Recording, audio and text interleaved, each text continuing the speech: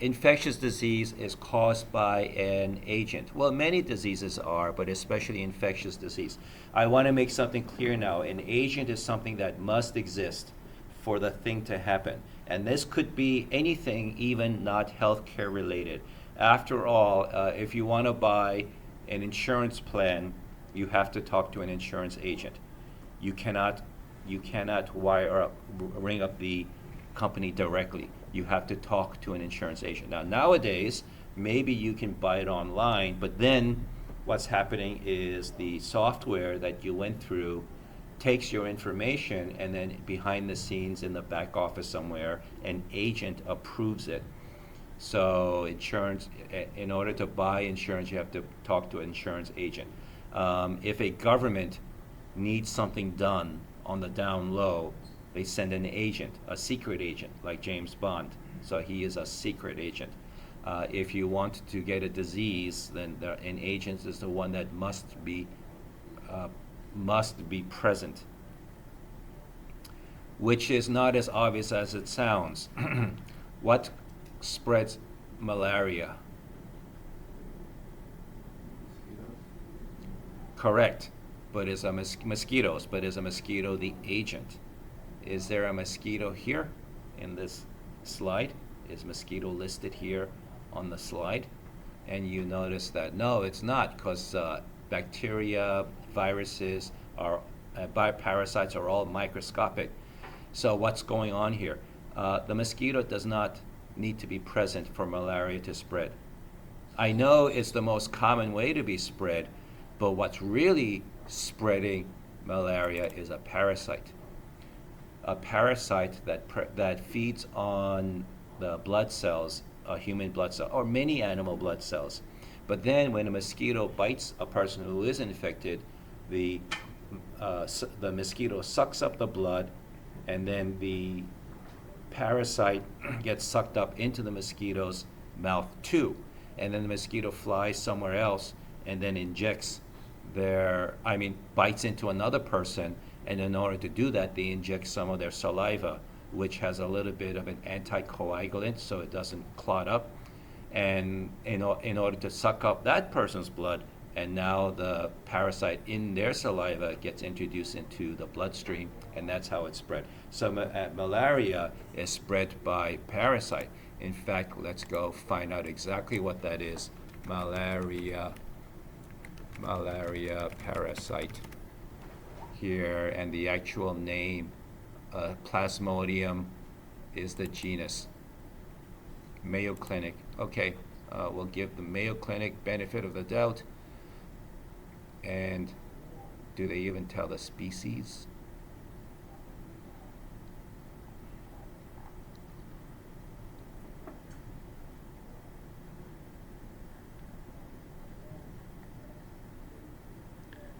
Oh well, it's beyond the needs of this class, but it's a Plasmodium parasite. So the parasite is the agent for malaria. How can we prove this? Well, it's a little unethical, but if I went to somebody with malaria and it's in a completely sealed room, so no mosquitoes anywhere, and I took a needle, a syringe, and drew some of their blood out with a needle, and then casually walked over and stuck somebody else and squirted the syringe into them, they would get malaria too. No mosquito involved. So malaria is not an agent. What is malaria? We'll talk about that soon. All right, the following is a series of cartoons that I drew, and it's a little hard to read. Well, I'll read it to you. Okay, so whenever there's an infection, then the patient usually complains of redness, pain, and swelling, and fever. And it's common and it's completely understandable to think, then the infection did this to you. Actually, way more times than not, I can't really think of a time where it does, the infectious organism does not do this to you. It's what your body does to itself. It's a defense mechanism. It's a defense mechanism. Redness, pain, fever, and mucus, and swelling, these are all defense mechanisms, and this is how it works. Here is a little microbe, and what does it want? It wants the same things you want. It wants enough to eat, a place to stay, a place to sleep, if it, in its version of sleep, a place to be safe and protected, and a place to grow the next generation, its offspring, a safe place to raise its offspring. Same thing you guys want, same thing everybody wants. The problem is that the things it wants is not only what you want, but it's you. They want you to do all these things. They want to eat you, they want to live in you, they want their offspring, their children, to grow up big and strong in you, and they will eventually start taking up space. So not only are you being drained of the nutrients you need to survive, but there's now stuff building up inside you that's taking up space that you really need to reserve for your own internal organs. And that's a problem, to the point where if we allow these microorganisms okay, so we say, all right, you know what, live and let live. You can have this little corner of my body as long as you don't get in the way. The problem is they don't know any better and they get in the way. So eventually it becomes incompatible with your life. You got to do something. What you do then is have these patrols, these cellular defense mechanisms. That is your immune system. And the immune system can get crazy complicated. It's an entire textbook. It's an entire specialty in medicine for immunology. So today's lecture, like all the other lectures this semester, is a gross oversimplification of medicine. But anyway, here is one type of defense cell. It's your white blood cell, patrolling your body, checking every surface for ID. It basically stops anything it comes across and says, stop. You stop. Show me some ID. And sure enough, on all surfaces on our body are identification markers. I mean, our life is made of molecules, and all of our cells have a kind of molecule on the cell surface that contains an identifier that says, I am part of this. This is my passport. This is my citizenship card. This is proof that I am part of this organism that is our country. And so they see it, they recognize and say, very good, I'm sorry to bother you, have a nice day. And they move on to the next surface and check that molecule again and again and again. If it comes across a surface that does not show the appropriate identifier, for those of you who want to know more, you can Google major histocompatibility complex, MHC, and that's what it's looking for. Then it's going to attack. It attacks and it sends off alarm signals. So the microorganism does not want that to happen, and instead of causing you anything that makes you feel bad, most microorganisms try very hard to not cause you to feel anything. It stays on the down low, it stays under the radar as best as it can. So then what happens then with redness, pain, fever, swelling? Eventually, the microorganism or one of its offspring, I mean, if the colony grows large enough, it's just inevitable. You cannot stay hidden forever. Eventually, it'll come across one of your defense cells that detects it. And then the defense cell throws off the alarm. What alarm? Well, there are things like histamine. It's not here, but histamine. You've heard of histamine, right? Hay fever, pollen season. What happens when you are covered in mucus and sore throat and redness, red itchy eyes? You go over to the drugstore, you buy an antihistamine. So while your body is throwing off signals, alarm signals, you're taking a drug that suppresses it, prevents those alarm signals from activating. It's an antihistamine. So one of the results of these alarm signals is, first of all, the red alarm, and that's pain.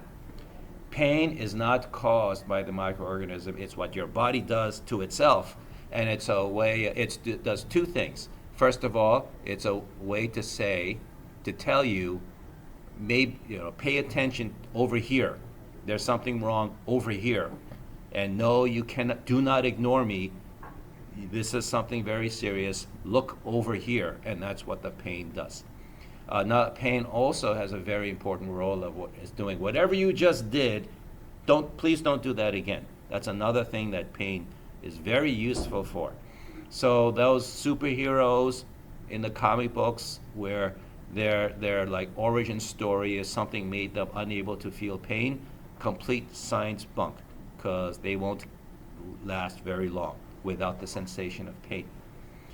What's another thing that happens? Now, imagine Russian paratroopers landed in Suffolk County, all the way over in Montauk Point, which is the easternmost point of Long Island. It's a tourist attraction. There's a lighthouse there. It's very scenic. Not much else to do, but very scenic. It's sort of like one of those bucket list things. I've been there. How many of you have been out to Montauk Point? Ever? Very scenic, right? Okay. But this superhighway doesn't go out there, does it?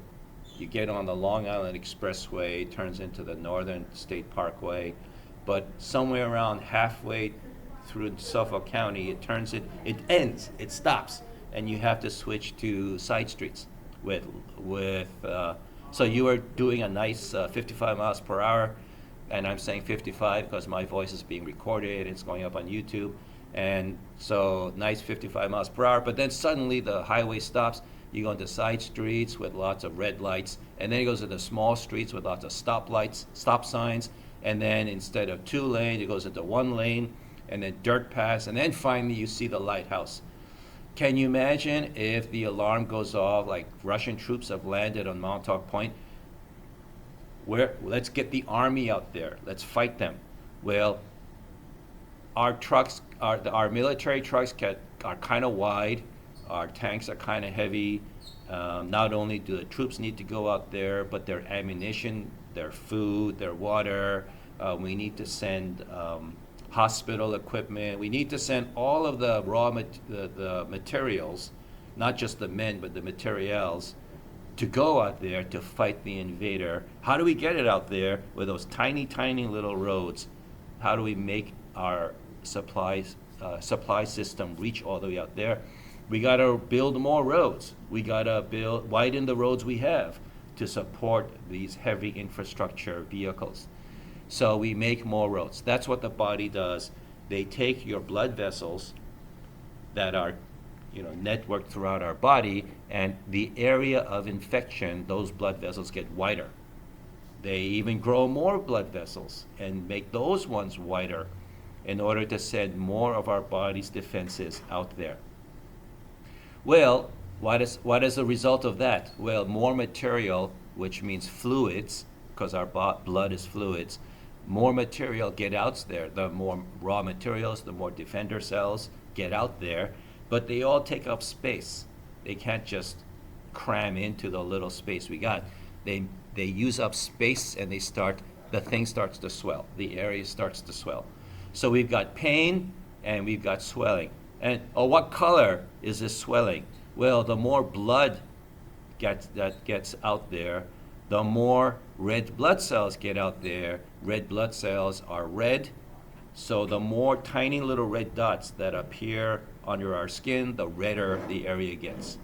We call that in medicine erythema. Don't worry about it, but it's redness, pain, swelling. Redness, pain, and swelling is inflammation. Redness, pain, and swelling is inflammation, and the suffix of inflammation is itis. So when you have redness, pain, and swelling on your hand, you have handitis. We don't call it handitis. We get a little more specific with the terminology.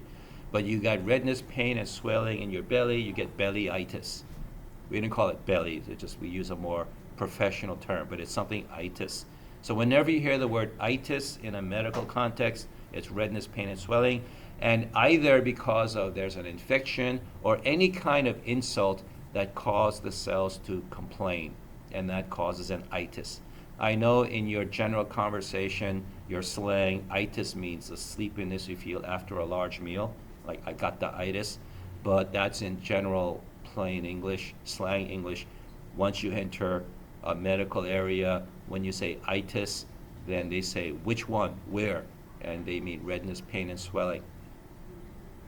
If you have a respiratory infection, your airway, then you will have a buildup of mucus that's also caused by your body.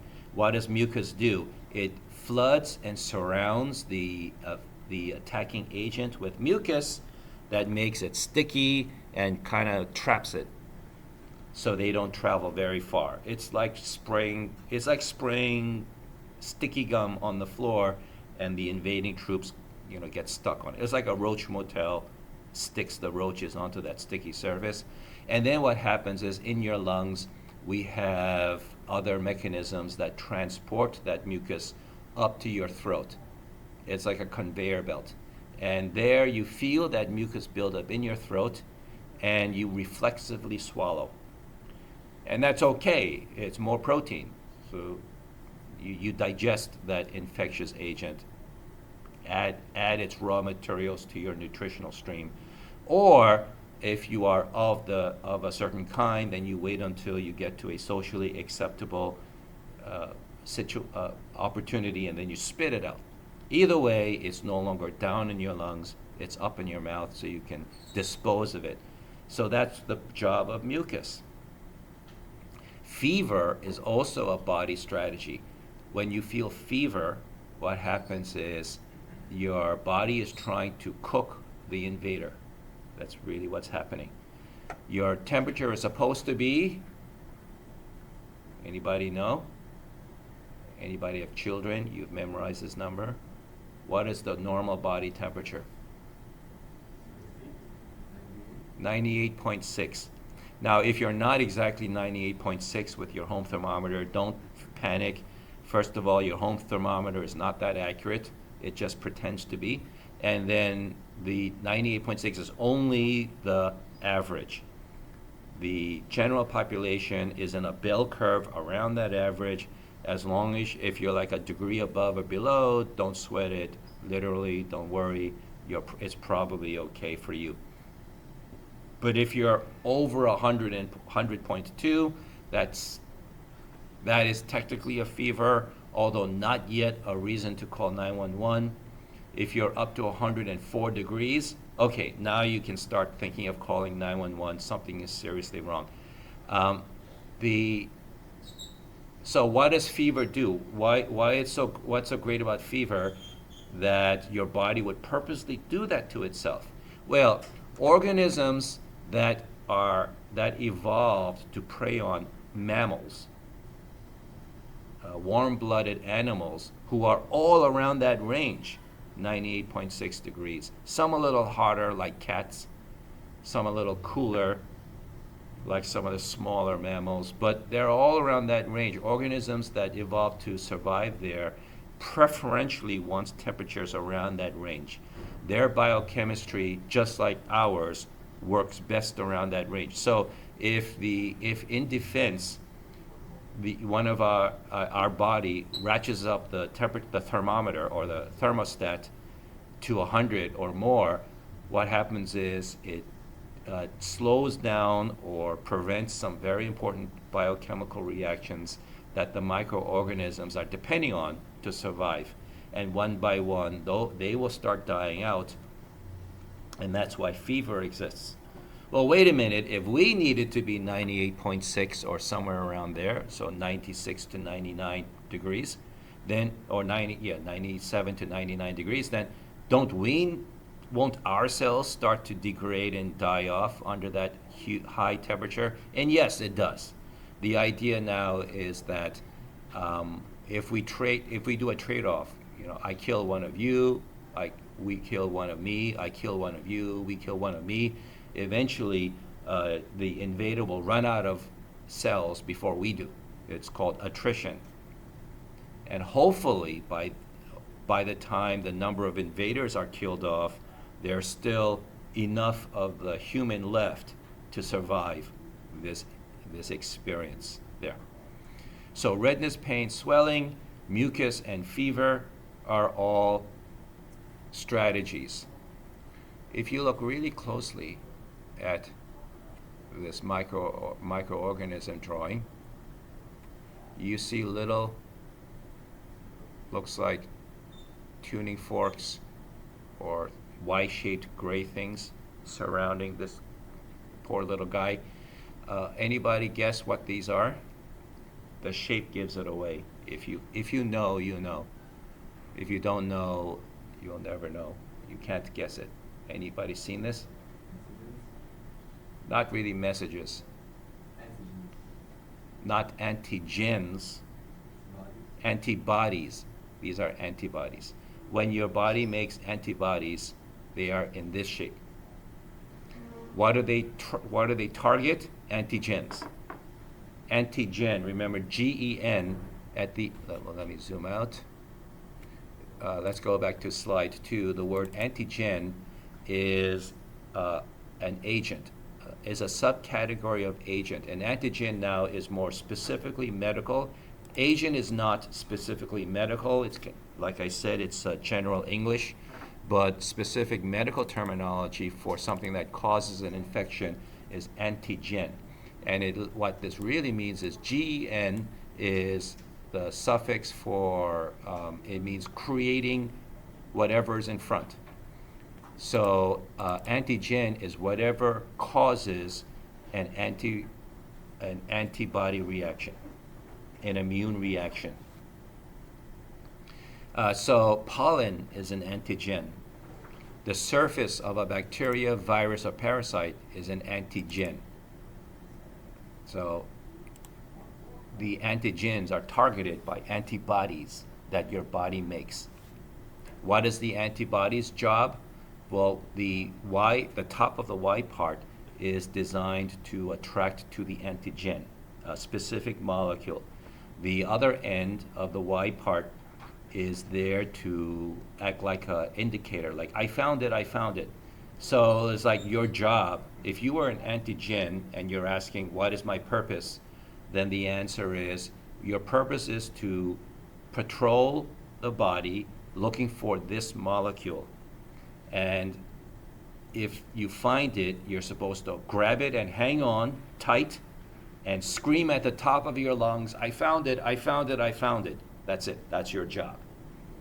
And then other parts of your immune system, like white blood cells, natural killer cells, hunter killer cells, memory cells, T cells, lymph cells, macrophages, all of these other immune systems will hear in the far distance, I found it, I found it, I found it. And like somebody found something, and they go investigate. And then they find you, and they go, good work, citizen, we'll take it from here. And then they do their thing. Attack, destroy, surround, engulf, like that. That's what an antibody's job is. Okay. An important concept in let me go back here. So, redness, pain, swelling, mucus, fever, these are all things your body does on purpose to fight off an infection. In fact, fever, now inflammation is any insult. You bang your thumb with a hammer, it's become red, swollen, and painful. But it doesn't mean you're infected. It just means the cells were complaining that it was hit by a hammer. So that's not specific to infection. But fever is pretty specific to infection. There are some diseases that cause a fever without infection, but at least in emergency medicine, when a patient shows up with a fever, everybody assumes there's an infection going on. We got to find it, where the source of the infection, what's the antigen, etc. And so overall then, why do these cold remedies exist? Because you go to the drugstore. Why do you go to the drugstore? Because you are feeling redness, pain, swelling, fever, and mucus, and you feel bad. That makes you feel bad, so you go to the drugstore and you specifically look for products that reduce redness, pain, swelling, fever, and mucus. If they're supposed to be so good for us, why do we try to get rid of it? Because we live in modern times.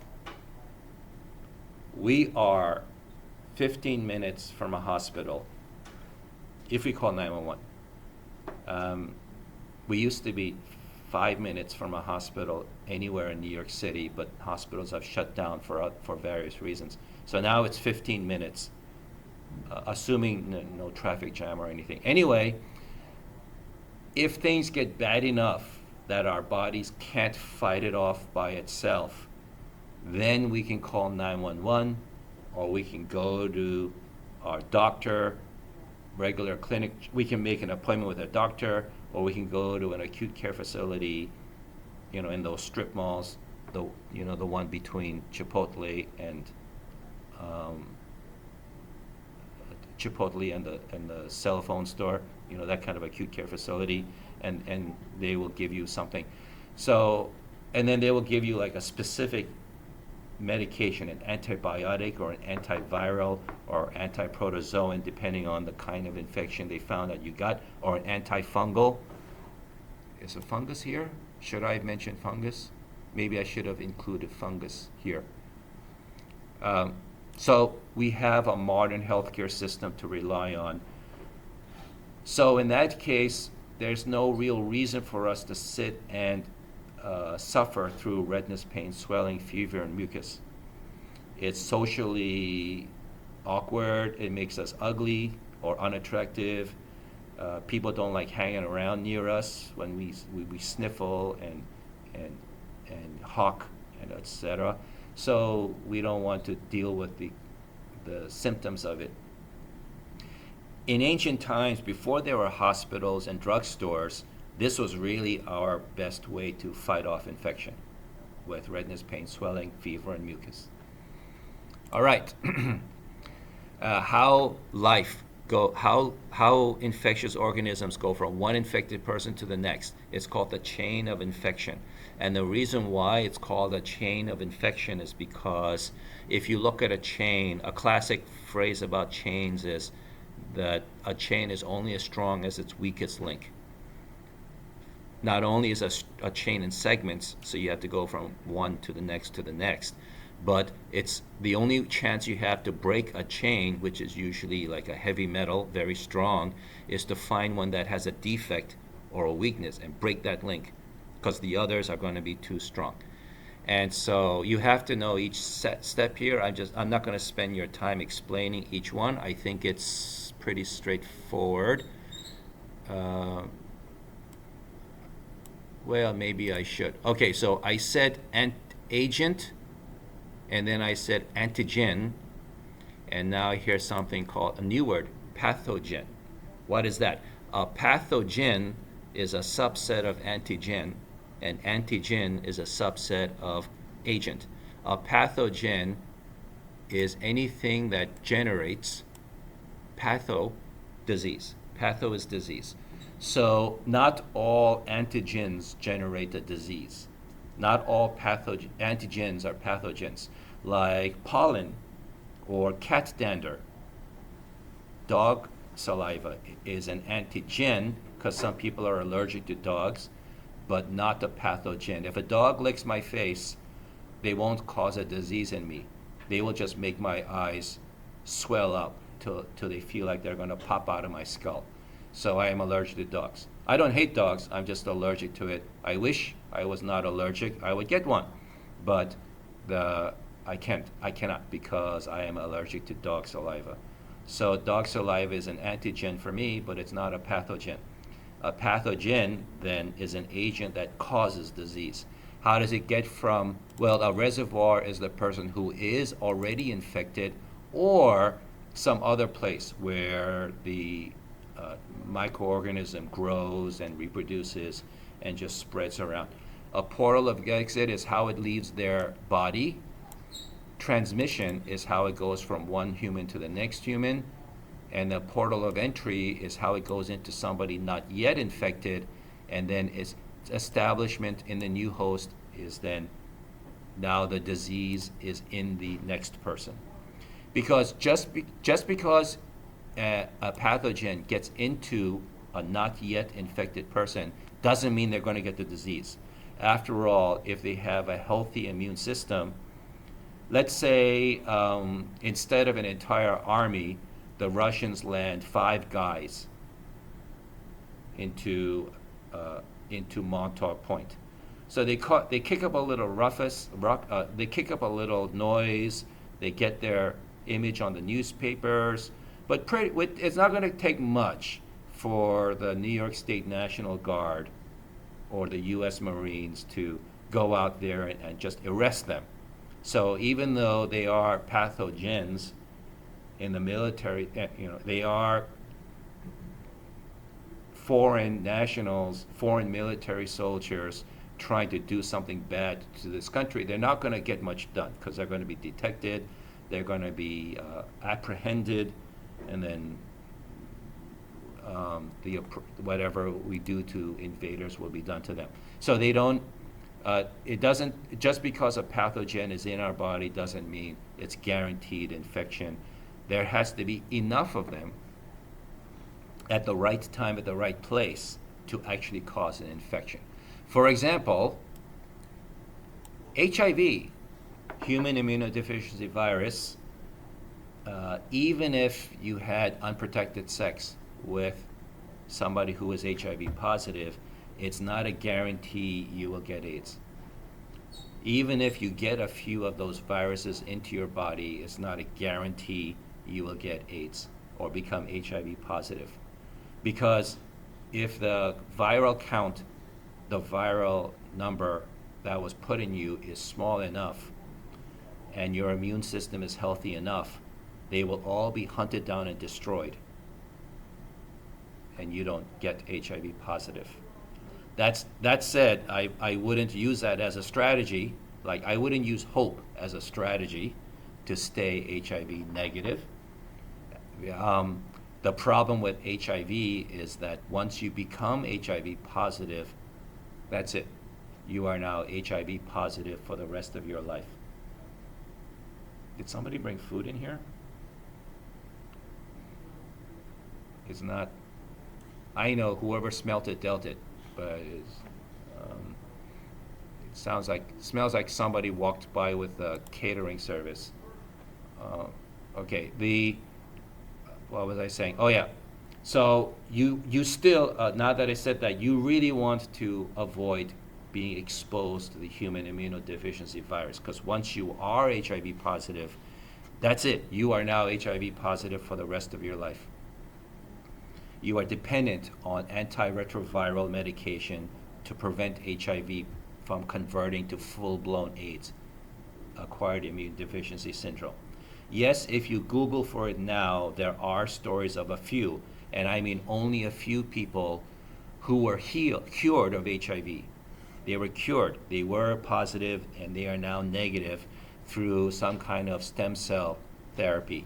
But that's after the therapy was applied to like hundreds or thousands of people. Out of hundreds or thousands of people who tried it, only a few, less than a dozen, became negative. So that's very promising, but it's nowhere near ready for general release, for mass market production. So don't bet on it. Do not use hope as a strategy. Wear a condom. If you cannot trust your partner completely, don't use IV drugs, illegal IV drugs. Okay, so that is an example of somebody who got HIV into their body but did not end up HIV positive. Okay.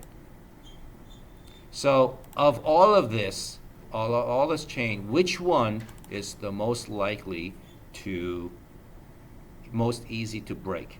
And that's the route of transmission. So sometimes it's called routes of transmission, routes or modes of transmission, doesn't matter how they say it. But these are the different ways they can go from one person to another. NationalGeographic.org I got this list from there, but the similar list is no matter which information source you get it from. And the grouping is my choice. Usually they're put it as a straight list, but I thought I would group it in as follows. Droplet and airborne both go through the air.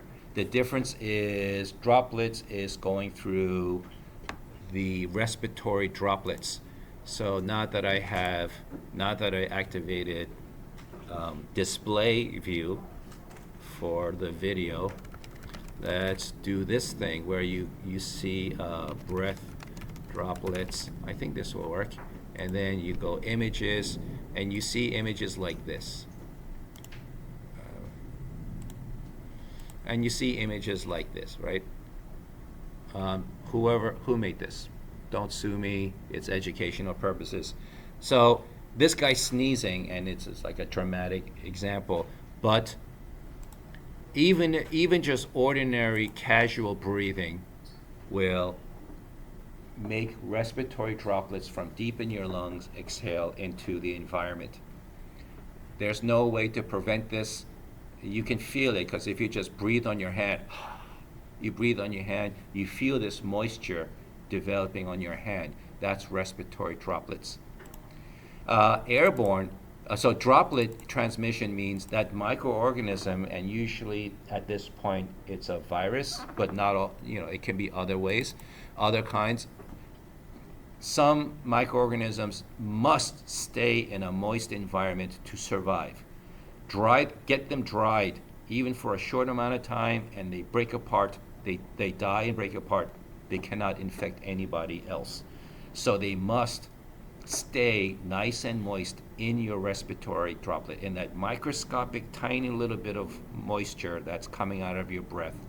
They must stay in the droplet form. Some bacteria and viruses don't care about that. If they enter and if their environment becomes dry, they don't care. They can survive just fine as a dry form. Some bacteria can quickly turn into a spore when they are dried out, and they are still viable. All you have to do is add water, and just like a chia pet, they just sprout and reactivate. So that's airborne. What's the main difference between droplet and airborne is that droplet is heavier than airborne. Even as tiny as the droplet is, eventually gravity will take hold and it will start to fall.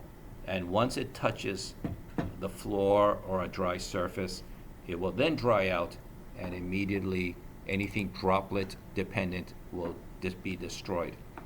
Airborne doesn't care. Airborne will stay active or reactivated, reactivatable, and they are so light that any tiny breath of air, any tiny movement of air will propel it back up into the air, into the middle of the room, back again. If you've ever walked down Manhattan, the canyons of Manhattan, and you see a piece of paper just floating like 20, 100 feet in the air, and you're watching it, and you're expecting that piece of paper to eventually fall down to the ground, but just as it's about to do it, another gust of air blows that piece of paper back up 200 feet in the air. That's what the airborne particles are doing. Any gentle movement of air will keep it suspended and fight gravity. That's the difference. Which one is COVID? COVID is droplet transmission, not airborne. Because COVID needs a moist environment to survive. How far can respiratory droplets travel before finally it just falls to the ground, or basically just dries out in contact with ordinary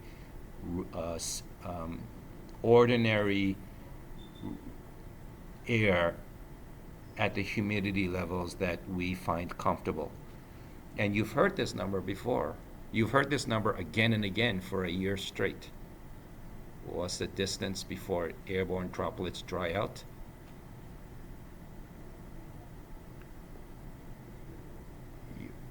There was no way for you to avoid this number. If you went shopping at all, you heard this number.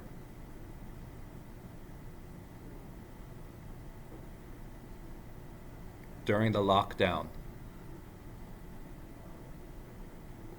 what did they make you do?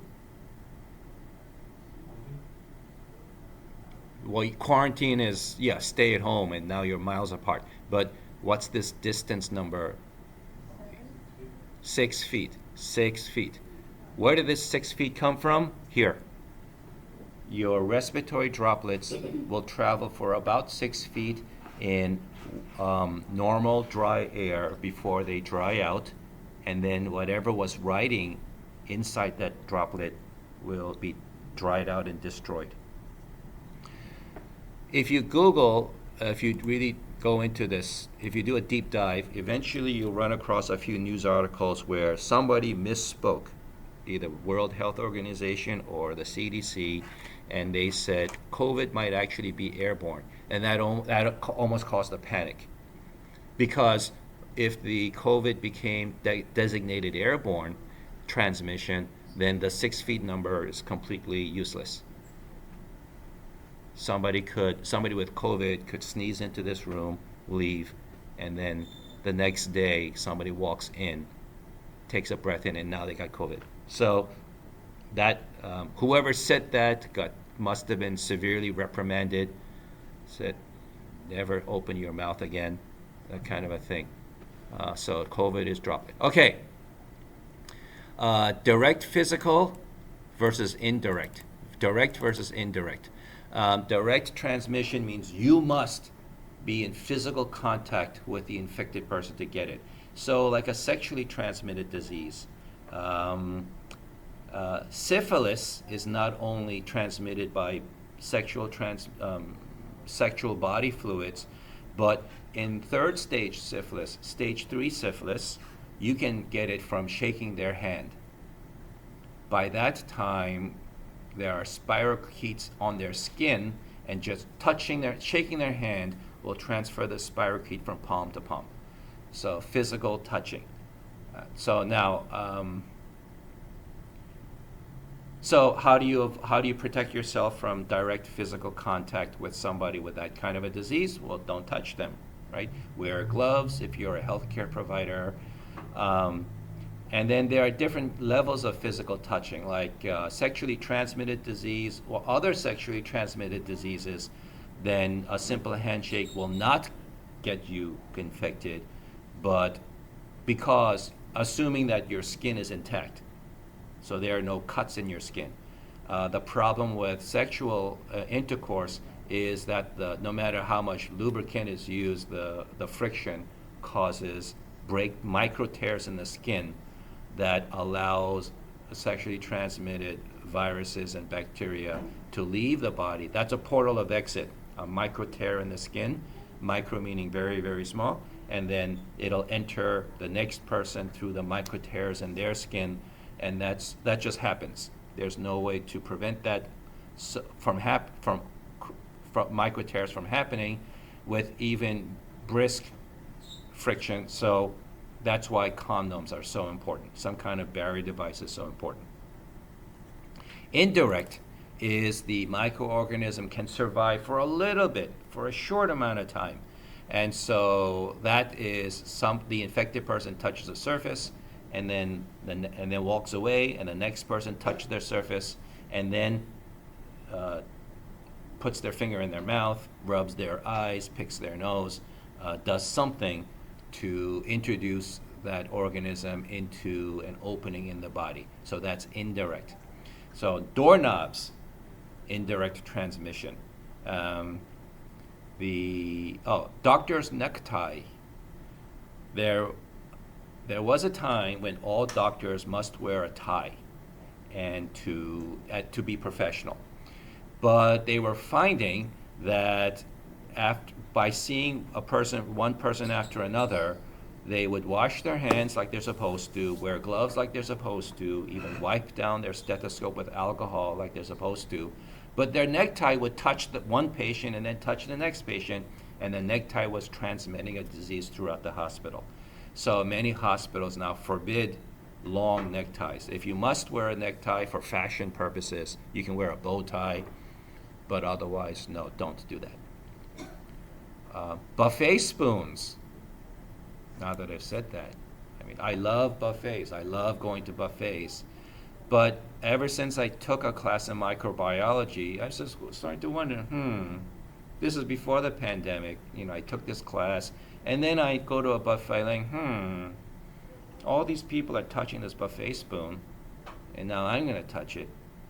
So is this a disease? Is this a route of transmission?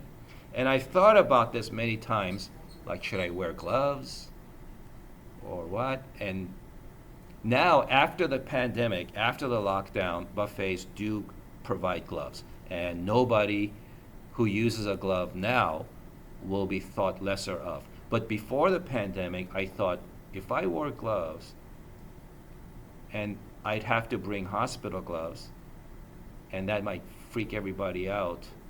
I might be asked to leave. So finally, my strategy at buffets now is never touch my food with my fingers. Use the buffet spoon, but never touch anything with my fingers after that. Use forks, chopsticks. That's my solution. Okay. So those are the main categories: airborne or droplet, direct or indirect. And now, here are some variants of it. Fecal oral, which is a polite way of saying from their ass to your mouth. All right, so before you run to the office and say, and call human resources and say, my instructor used a bad word, or accused me of something very naughty, it works like this. A food service employee has hepatitis A. They go to the bathroom, and even though the sign says all employees must wash their hands before returning to work, this employee wants to stick it to the man. Their boss is a jerk, the customers are stupid, their coworkers are traitors, and they just had enough of this. They don't have time for this, and they don't wash their hands. So they go back out, and this is not just the cheap dives. This could be a 5-star restaurant or 3-star restaurant, because they're all commercial establishments are trying to cut costs wherever they can, which includes suppressing salaries. So this disgruntled employee or this lazy employee or this very, very busy employee doesn't wash their hands, goes back out, prepares your food, they bring it out to your table, you eat it, and now you have hepatitis A. From ass to mouth. That's what fecal oral literally means. That's probably how transmission happens here in New York City. But other outbreaks of hepatitis A are more common in this country, wherever there are peoples who would love to wash their hands, and they dreamed of having a sink to wash their hands in, but they can't. Any idea what kinds of demographics, people groups would fit that description? Who can you think of that who dreams, fantasizes about having a sink and a bar of soap to wash their hands in, but they can't because they have no access to it?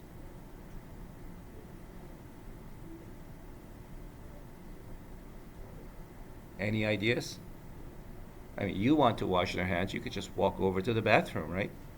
You can, but who can't do that?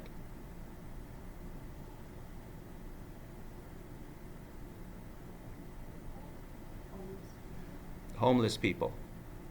So every once in a while, there are hepatitis A outbreaks among the homeless communities. It only takes one person to bring it into the community, and once they do, it spreads. There's an outbreak because they don't wash their hands, and then they share food. They fish food out of the garbage can. So one guy finds it, eats some, gives it to his friend, and say, "Ooh, it's still fresh," and then hepatitis A spreads. Another way that Hep A may show up in the news is we just had, well, not we, but the southern United States, the southeast United States just got walloped by two hurricanes. So every hurricane season, there's news of hurricanes blowing through the Caribbean. And Americans care because we're next. The Gulf Stream sends them up north to where we are. That's why it shows up on American news. But what we don't see on the news, American news, is that a few weeks later, there are hepatitis and cholera outbreaks in the Caribbean. Those areas in the Caribbean that don't have modern sewage systems, people use outhouses. Those villages that have outhouses or latrines and get their water from the well or from the creek, then what happens is the hurricane blows through, overwhelms the sewage system, causes it to overflow. The hepatitis A and cholera, which is another fecal-oral transmitted disease, overflows, soaks into the ground, settles into the water table, ends up in the wells, and then people draw water out of the wells with buckets, and they know they're supposed to boil the water, but sometimes things happen, life happens, and then they don't get a chance to, and so there are cholera and hepatitis A outbreaks in the Caribbean after a hurricane blows through. Bloodborne is, HIV is bloodborne. HIV is sexually transmitted, but how is it sexually transmitted? Body fluids, so bloodborne. Many diseases are bloodborne. Hepatitis B is bloodborne. Hepatitis A is also bloodborne, and it's not here on the slide, but those of you who have heard my voice will know that hepatitis A is mainly fecal-oral. So in your homework assignment, I'm going to ask you, what is the most common or well-known mode of transmission for hepatitis A? For those of you who just hear my voice, you know the answer is fecal-oral. For those who are blowing off this lecture, who think they can pass this course without watching the videos, they're going to Google this, and then when you Google it, there's a good chance that you will be told in one of the Google responses that hepatitis A is bloodborne, and they will answer bloodborne, and I will mark that wrong. So please, there's a little reward for those of you who actually pay attention in class. Vector-borne is the mosquito. This is where the mosquito comes in. Vector-borne is any living animal that transmits the agent from reservoir to new host. That is vector-borne. So mosquito is a vector, rats is a vector. What's a disease in New York State that is famous for being transmitted by a vector, a living organism? The living organism doesn't cause the disease, but they transmit the microorganism. And it's been in the news the last couple of months. That's correct. That's not what I was thinking of, but somebody answered rabies. That is yes. You must be bitten by a rabid animal. Kind of, because I think they're implying that the vector, the animal, is not infected, not suffering from the disease. So a rabid animal is suffering from the disease. That doesn't make them a vector. That makes them a reservoir, and the route of transmission, the portal of exit is their saliva around their mouth. So it's more of a direct transmission. It's blood-borne, body fluids from an animal bite, but the animal is suffering from the infection. But what is an animal that's not dealing with the infection? They just carry it from one to the next. Zika virus, that's mosquito. So we already mentioned mosquito. It's an insect, but not a mosquito. New York State. Zika doesn't come up here. Not that I know of. I'm sure there's somebody who got Zika in the southern states and then hopped on a plane and ended up in New York State, but they didn't catch it here in New York. When you go for a hike in the park or the wilderness in New York State, you're told to be careful because you might catch Lyme disease, which is transmitted by the ticks. The tick is a vector.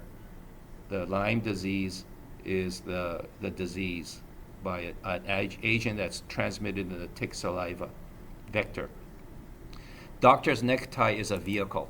Think of a vehicle, a car, an airplane, a bus. They're dead. They're not alive. A car is not alive. Not yet. One of these days, their artificial intelligence will be so advanced that you say something bad about the car, you'll hurt its feelings. But not yet, right? So cars are still not yet alive. It's dead, so it's a vehicle. So doctor's necktie, the doorknob, the buffet spoon is a vehicle. A carrier is somebody who is infected but is not showing the symptoms of. And you've heard of carriers in like medical psychodramas. Somebody gets infected but doesn't show it and runs around and infects other people, that they are a carrier.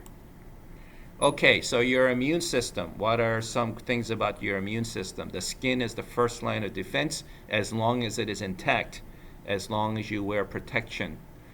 There are some bacteria on your skin, and they're supposed to be there. That's called normal flora. In fact, if you had none of these bacteria on your skin, you would be sick. The normal flora is on your skin, and there's also normal flora in your gut, in your digestive system. They are supposed to be there. We evolved with them. We are in a symbiotic relationship, meaning that we've learned to work with each other and depend on each other. If you did too good a job of hygiene, and I'm talking like dousing yourself with alcohol several times a day, then you would, the alcohol itself would cause a problem. But eliminating these bacteria, these species of bacteria from your skin and from your digestive system will actually make you sick because they do things that you're depending on. Other things that are part of your first line of defense immune system, which you can read for yourself. Okay, and then if you swallow something in your mouth, then most of the microorganisms will end up being destroyed by the stomach acid. Large intestine has that more normal flora, gut microbiome, and in order to support your gut microbiome, you are encouraged to buy and eat things like probiotics. The probiotics industry is all about your gut microbiome to support it. Urinary tract, your not only urine but also feces, there's only one way they're supposed to go, which is in to out. Nothing is supposed to go out to in. If they do, they cause infections too, like a urinary tract infection. Okay, your immune system. You know what? I'm going to not spend too much time on the different kinds of immune system. These slides are just here, but as an He102, maybe these, I'm starting to think that the getting into like the different kinds of immune systems is just too much for this course. But you can read more about this if you're interested, like the antibodies, B and T cells, how they work. So I talked about inflammation already. So your immune system needs tender loving care just like everything else about you. If you ignore your immune system, if you neglect your immune system, then they will no longer be able to function like they're supposed to, and you will get sick more often. So how do you take care of your immune system? This way. These slides. But I think you've already heard these. All right. It's no wonder that when you are going through an especially stressful period of your life, you tend to get sicker a little more often. Like you catch a cold more easily, you get things that cause you a fever, because your stress takes away from your immune system. Go back to the mental health lecture, and the details there show that among the things that you shut down in order to improve your chance of survival in a fight or flight mode, you shut down your immune system. Wait, if the tiger is trying to bite me, don't I want a strong immune system? If the tiger is trying to kill you, then that event will be over in less than a minute. Either you got away or you didn't, and now you're dead. Infections take hours to days to weeks to actually cause a problem. So no point in worrying about something that will be a problem tomorrow if you're about to be killed in the next minute. So your stress system shuts down your immune system as a result. But now, in our modern times, there's no tiger trying to eat us. Instead, the things that cause us stress are stupid bosses, stupid customers, stupid coworkers, stupid professors, stupid police officers. And these these are not resolved in minutes. They are chronic, lasting days, weeks, months, years, decades. So as your body weakens the immune system because they're constantly in stress mode, fight or flight mode, then eventually the weakened immune system over a long period of time results in becoming sicker more often. Things that you cannot control that do affect your immune system are heredity, which is the genetics from your mom and dad, how old you are. That's just not avoidable yet. So far, there was a news article a week ago about multi-billion-dollar startups in researching into age slowing or regeneration, youthfulness, all that, the promise of eternal youth on genetic working, but that's it. They are a startup company. They haven't made anything of that's even workable yet. And definitely, so anything ready for the mass market, probably not showing up for a long time. I'd say the first time you there's a clue that one of these companies finally succeeded in finding like a potion of youth is you see the richest of the rich becoming mysteriously youthful. Because the people with the money, right? They always get the best, the first and the best stuff. Okay, but there are things you can change, such as environmental conditions, your own health, and of course what your public health officials can do to try to keep those nasties away from you. So preventing the infection is always the easiest, fastest, cheapest way. And of them, the easiest, fastest, cheapest way to keep yourself free of infection is hand washing. Another homework question. If you don't mention hand washing in that homework answer, it's marked wrong. That's primary, not letting you get sick in the first place. But there are other kinds of prevention. A secondary prevention is the person already got sick. It's too late to stop it from happening. But now that it's happening, give treatment so that it doesn't get worse. So the prevention is preventing it from getting worse. Tertiary prevention is preventing the side effects of the treatment from getting worse. And to borrow a non-communicative disease example, if you broke your leg, broken legs, let's say you broke your leg, people break their legs from falling off of stairs. So a primary prevention is putting railings on the stairs so people don't fall off the stairs in the first place. Teaching people that trying to do stunts on the stairs is stupid. It's a dumb way to die.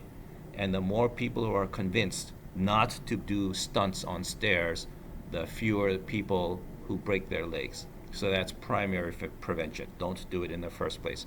But eventually somebody's going to fall off the stairs anyway and break their leg. So to prevent a broken leg from getting worse, what's a common thing to do to somebody with a broken leg? A common thing for a doctor to do for a broken leg. You don't need to have experienced a broken leg to know. What's a common therapy for a broken leg? To try to fix it. You've answered too much. Give somebody else a chance. Yes? Physical Well, before they go to physical therapy, the bone is still broken. So we should do what? Put it in a cast. Put it in a cast so the bone has a chance to reset. That's secondary. Prevent the break from getting worse. But along these lines, your line, people are in a cast for about 6 weeks. When they finally take the cast off, what does that leg kind of look like? Anybody been in a cast? Anybody part in a cast? There's usually one person in class or more. Oh, nobody? Okay, what does a limb look like after it's been immobilized for 6 weeks? Stiff? Any other adjectives? You haven't worked a limb.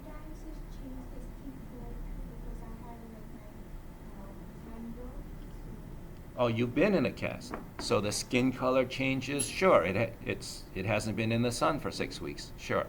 Anything else about your hand?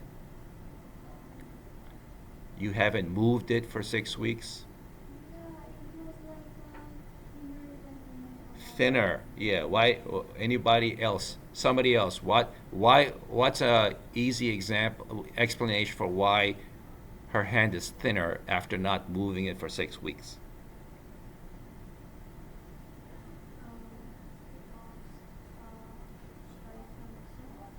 Strength from muscle, right. The opposite of going to the gym and getting those gains.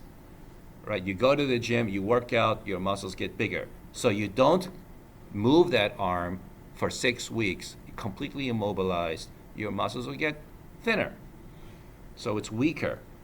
There may be some coordination issues. There may be some side effects from other therapies. So what about the medications? So the tertiary is to treat those side effects. So for an example of tertiary for a broken limb is, you said it already, physical therapy, right? It's no point in giving them physical therapy while they're in the cast. But after the cast is taken off, now they need to do some exercises. But the right exercises in the right way so they don't re-break it, because the bone is still a little weak. So they need a specialist to keep an eye on them, supervised exercise, physical therapy, so re-education, rehabilitation, if they were started on antibiotic to finish it, and also they need to recheck with their doctor to see how the recovery is going. That's tertiary. So, the HIV group. How do you stop people from getting HIV in the first place? You've used this time to look it up. You're a spokesperson, yes? Wear a condom. Safe sex in general.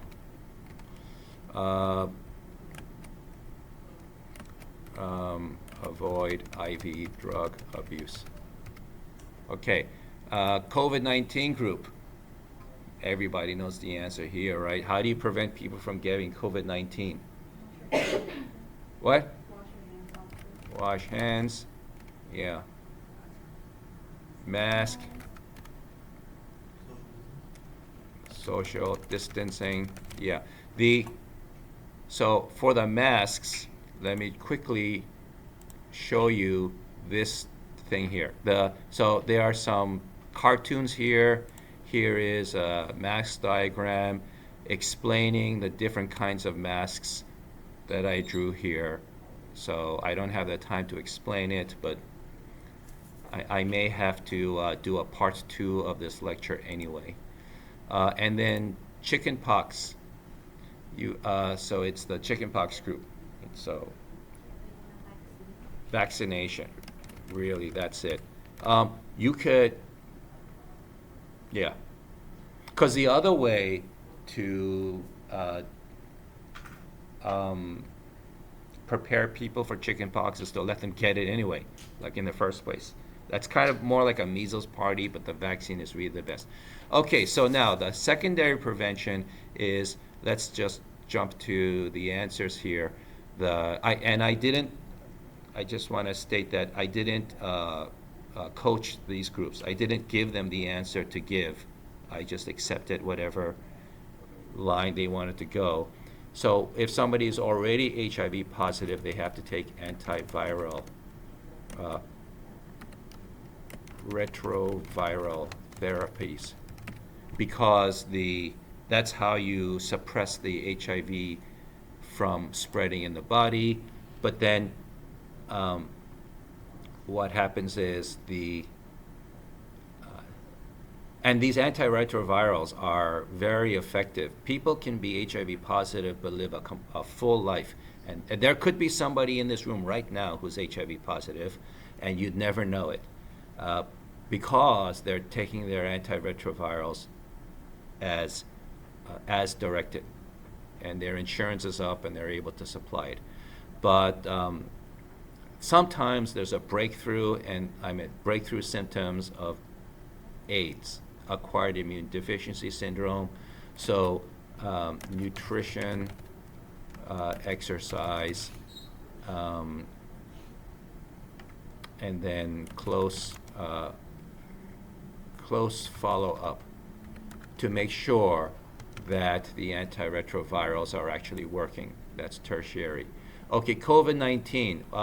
Anybody actually know very quickly what are the therapies for somebody who actually have COVID? Somebody here must have actually got it. And then what did they give you?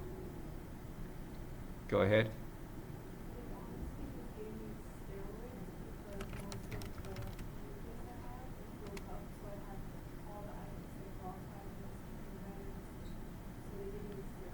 Yeah, steroids. That's true. Steroids for more serious cases. What happens is steroids, and these are the catabolic, not the anabolic, not the bodybuilder steroids, but the catabolic steroids like prednisone or something like that. Something ending in ONE. The reason why is because I think I said it already in this class. I think I talked about.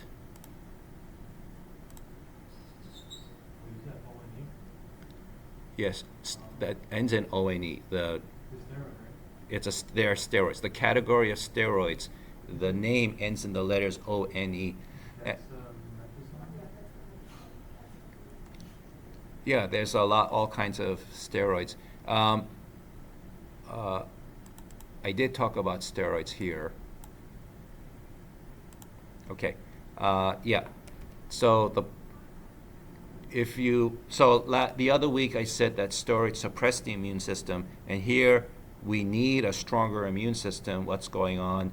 And what happens is one of the things about this many virus infections is that it causes the immune system to become over responsive,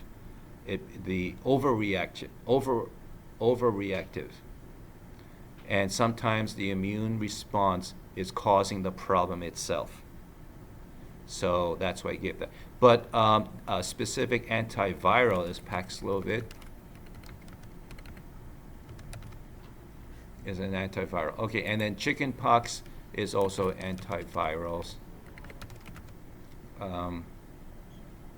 Depending, and then of different categories, different names. Typical zoster or varicella, anti-varicella viruses sometimes end in VIR, V-I-R. Yes.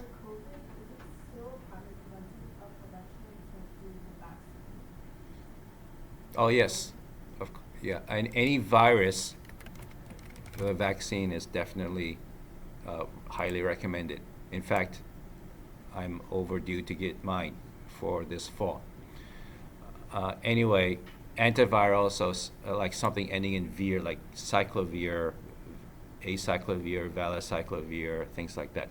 They are mostly for the herpes infection, but the herpes is also in a similar viral family. Okay, so tertiary prevention is that there could be some side effects from taking these drugs. And so medical side effects. And similarly here, medical side effects. Medication. Okay. I'm definitely not going to finish this today. I have to post a part 2 video here. But anyway, here's an example of primary, secondary, tertiary. Your homework assignment is going to ask you to pick a disease that is not mentioned in class. So no HIV, no COVID, no chickenpox, something else. So how do you pick one? Well, go out there on the internet and look for an infectious disease and then do similar. And this time you can do your own research along these lines.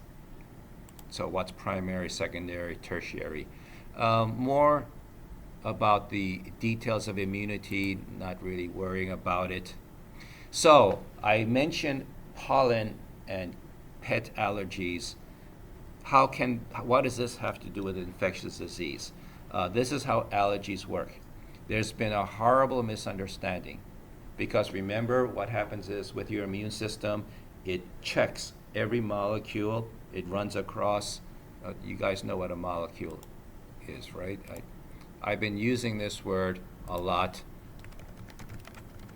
I'm hoping that it means for you what I hope it means. A molecule is just a string of atoms bunched together. Molecules form larger structures that eventually form cells, and then the cells join to form organs, and then the organs form to make a human being. Oh, this is a nice one.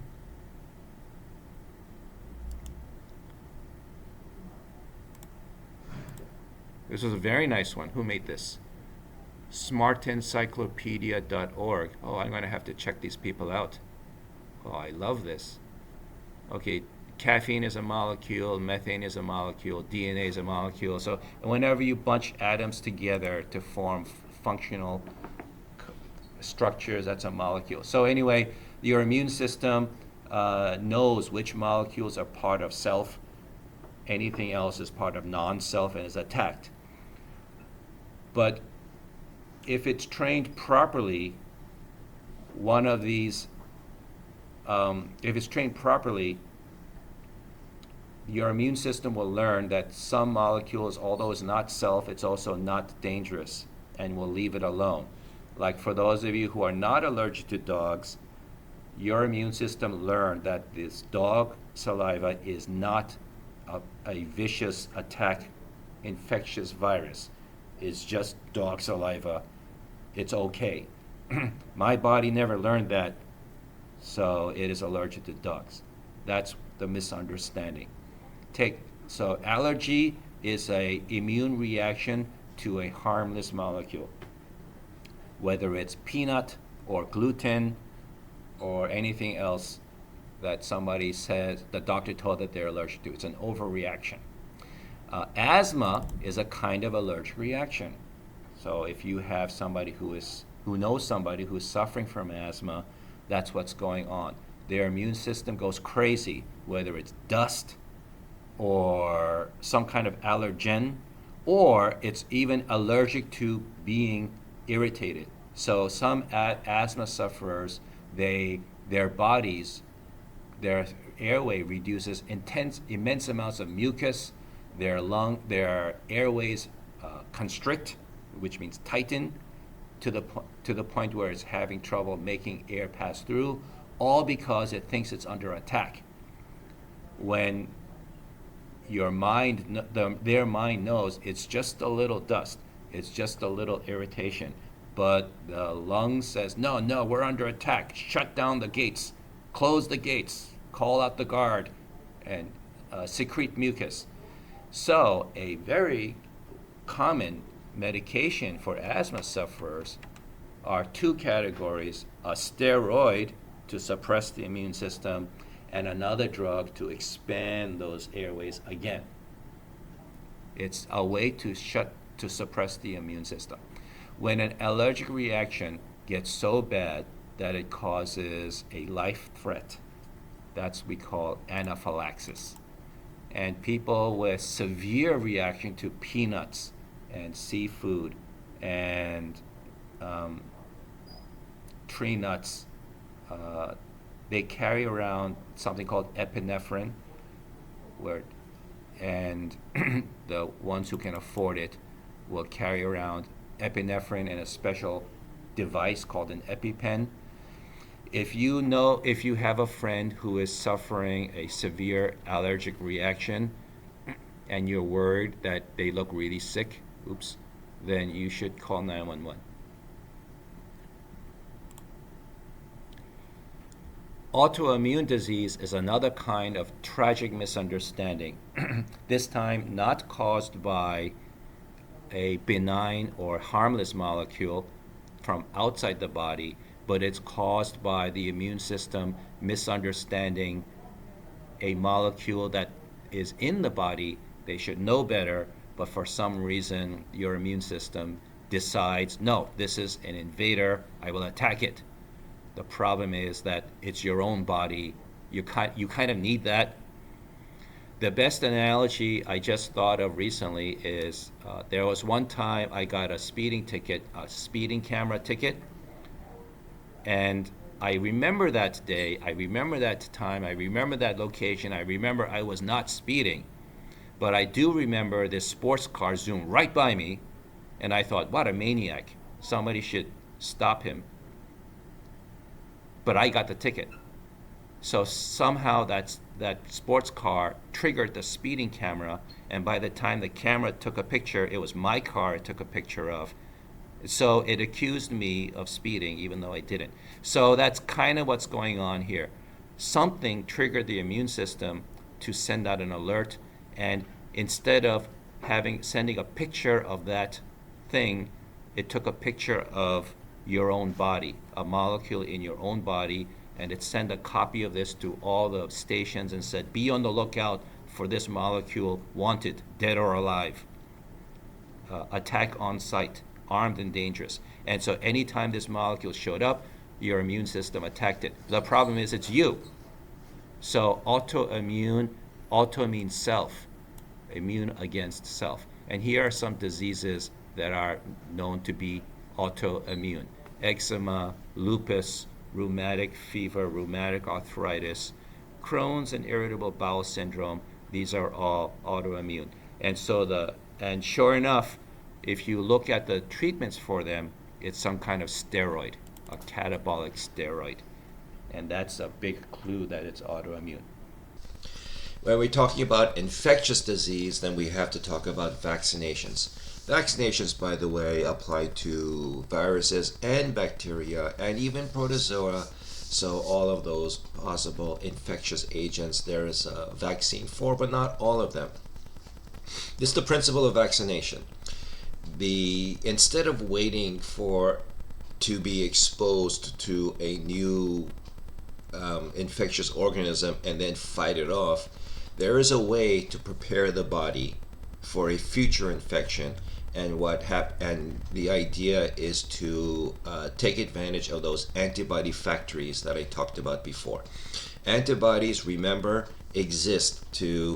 are created for one specific molecule, only one molecule and nothing else. And then when the antibody detects it, they grab on, and the other end of the antibody screams, I found one, drawing attention to itself so that the other defense cells approach and attack whatever's on the other end.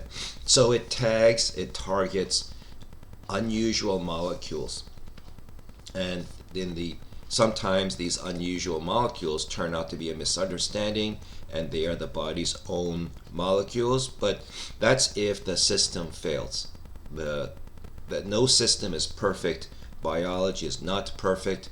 No matter what kind of mechanism you put in, it's going to fail some way, and so this is one of them. But anyway, there is a way for medicine to take advantage of this system, this antibody production recognition factory system, to our advantage. So what happens is they take a known virus or bacteria or protozoa, and they chop it up, they kill it. And to make sure that it doesn't reassemble or come back to life, they only use a part of it, usually like the exterior cell protein, because that is a much higher chance of being found in the body if the real thing comes along. So they take like an exterior cell protein and leave out anything in the middle and inject it into the human body or any mammal body. What happens is these exterior cell proteins now float down through the body and get detected by the immune system. The immune system realizes this is not a authorized molecule, and it starts making antibodies for it. But not only antibodies, it makes memory cells. These memory cells, these memory cells stay for a long time in the body and remember the molecule like a bad dream. And for the rest of the memory cell's life, it stays on alert for other identifications of the same molecule. So in the future, if the molecule is ever detected again, it'll churn out memory cells, and as well as churn out antibodies. So a follow-on true infection after a vaccination serves the same purpose as having a second infection after the first infection. How is this better? Imagine this: the first infection, there are no antibodies for the invader, known by the body, known by the immune system, known by the police database that you keep inside your body. Once it's detected, then it has to create these antibody factories, and then the factories can start pumping out antibodies. But the memory cells act like factories that are in existence but hang around. the factories, once the invasion is over, the factories for those antibodies go into standby mode. And then the second time the infection is noticed, then they don't have to wait for new factories to come online. The factories already exist. They were in standby mode, and they just need to be switched back on. So the antibody response is much faster. And by the way, memory cells trigger the creation of new memory cells, more memory cells. So if the first infection or the vaccination triggers like thousands of antibodies to be produced, then the second infection triggers hundreds of thousands of antibodies to be produced, and then the third infection triggers millions of antibodies to be produced in a short amount of time. So every subsequent infection or every subsequent booster shot of the vaccine leaves more and more memory cells to hang around for the near or distant future. And so the antibody response is greater and faster each time, and sometimes that's what it takes. Some vaccines are one and done, but some vaccines need to be repeated. So like the tetanus vaccine needs to be given about every 10 years. If you've ever had something dirty stuck into your body and you go to the hospital, the doctor is going to ask, when was your last tetanus vaccine? And if you say less than 10 years or more than 10 years ago, they're going to give you another one, a new one. Some infections require multiple booster shots all within less than a year. The hepatitis B vaccine, and for those of you who are in healthcare, you know what I'm talking about.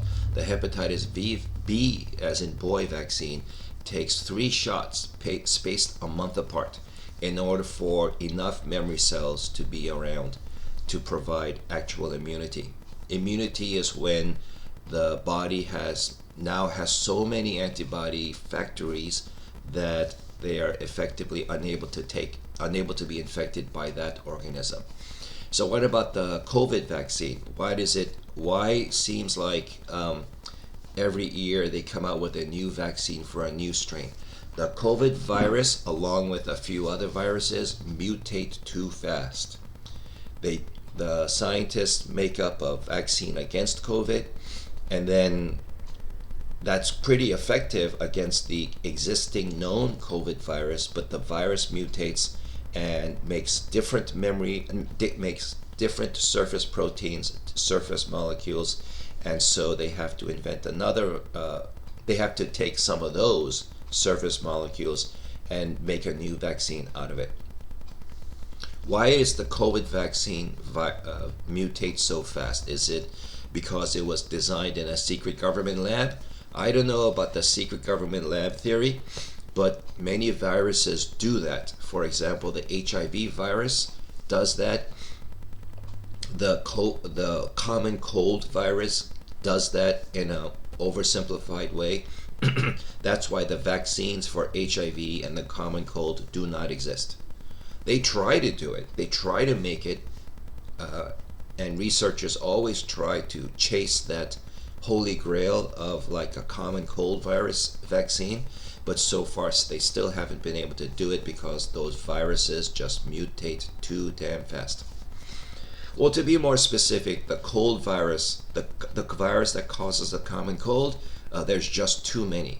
It is in the corona family as well as a rhinovirus family, and there are just so many, and any one of them could cause the common cold, because the common cold is not one specific disease. A common cold is a bunch of millions and millions of different kinds of viruses that all cause the same symptoms: mild cough, mucus buildup, very mild fever, feeling of uncomfortableness,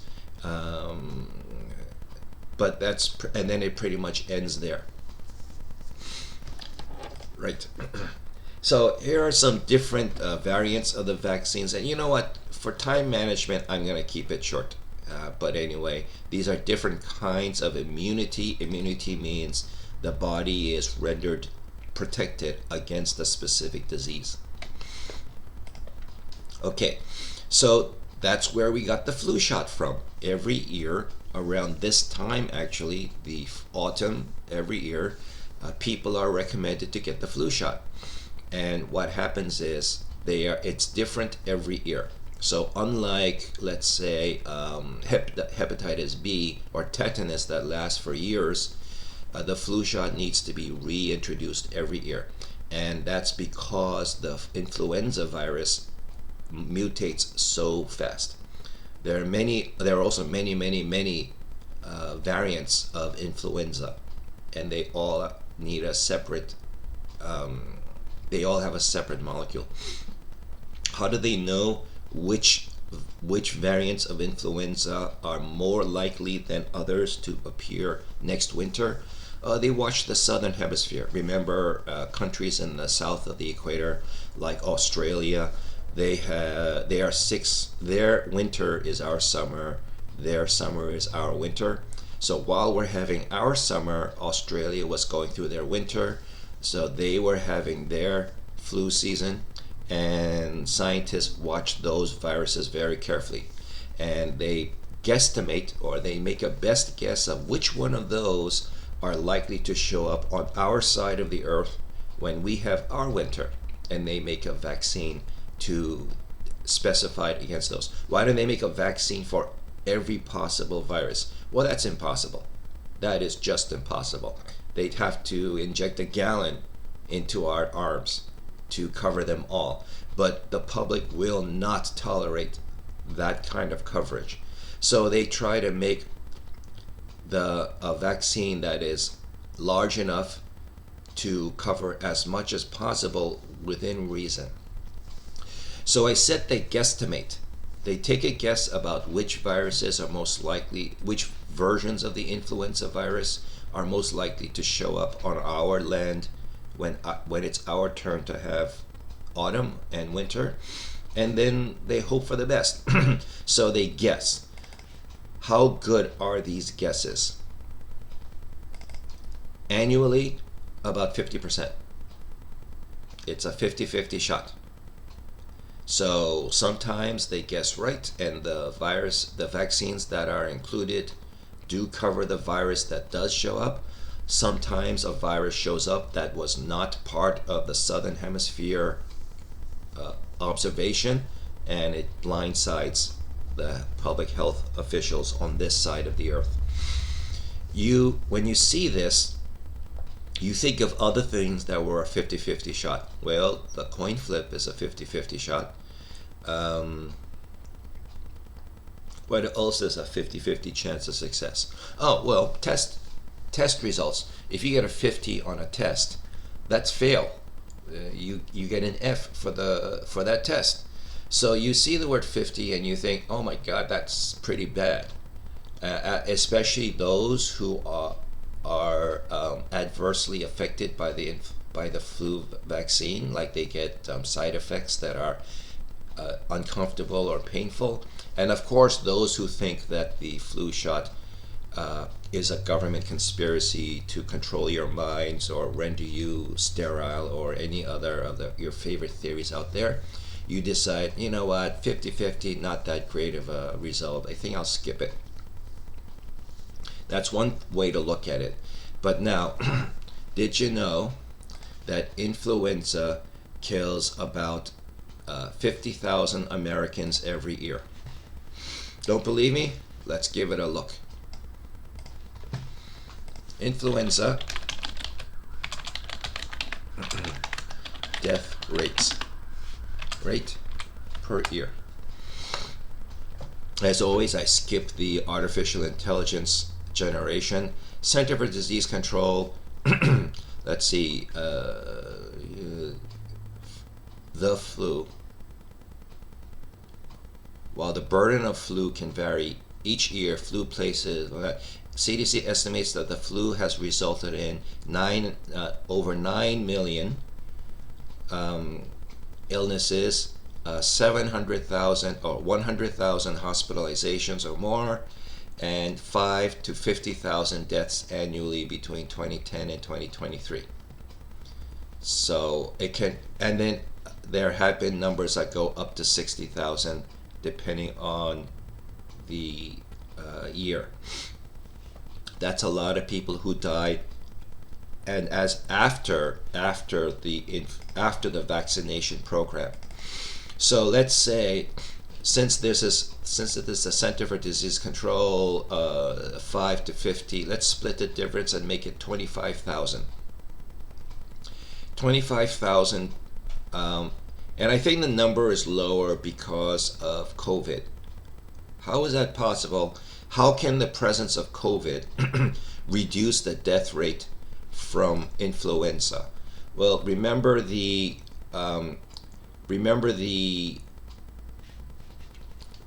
all of those public health advisories during the COVID lockdown that limit the spread of COVID around the population. Guess what it did to other infectious disease? When people were social distancing, when people were isolating, when people were wearing masks, the ability of other infectious diseases to spread among the population also was impaired, was also slowed down. So the death rates from influenza also fell during the lockdown. So here you are as a public health official. You know that because of the flu shot vaccine program, even after that, 25,000 year after year, sometimes up to 50,000 people die year after year. That means that, and it's only 50% effective. That means that if you had no vaccination program for influenza, then that would double the number. That 50 to 100,000 Americans would die as a result of no vaccination program. Do you, as a public health official, do you want that on your conscience? It's like that old story about that old philosophy puzzle about the train. So the train parable, switch. You know, this internet thing is so amazing. You know, instead of hunting down the specific story, you can just type keywords, and then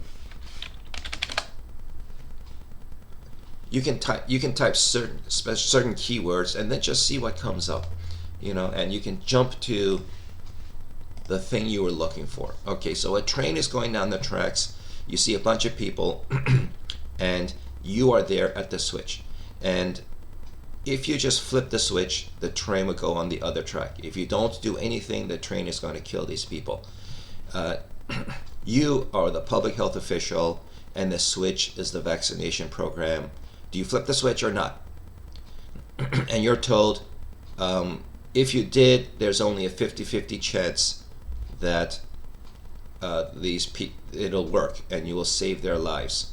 Would you flip the switch?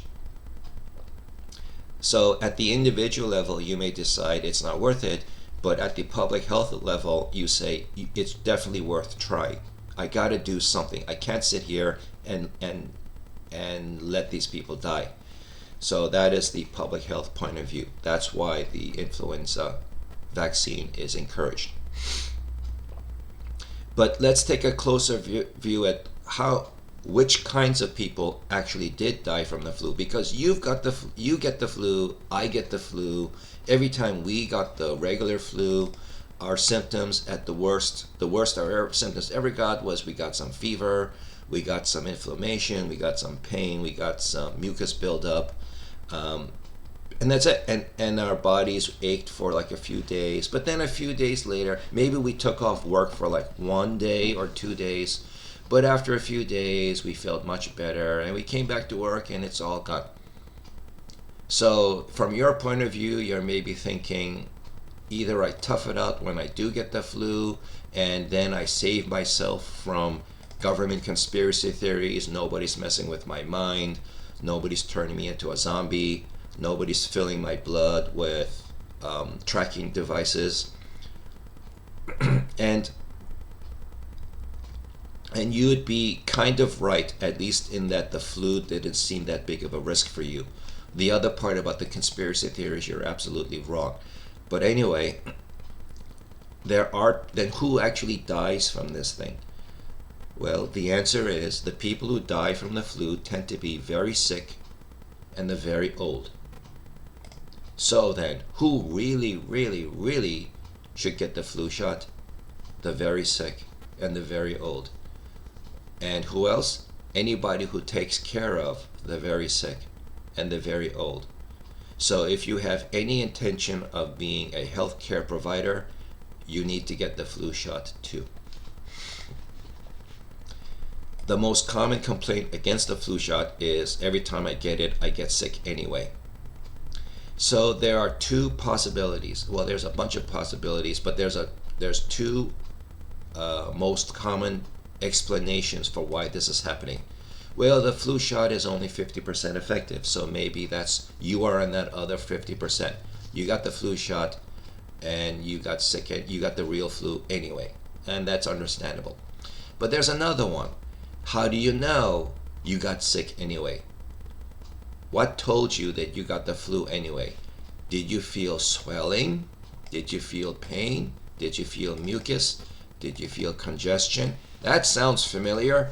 Isn't that what this individual got?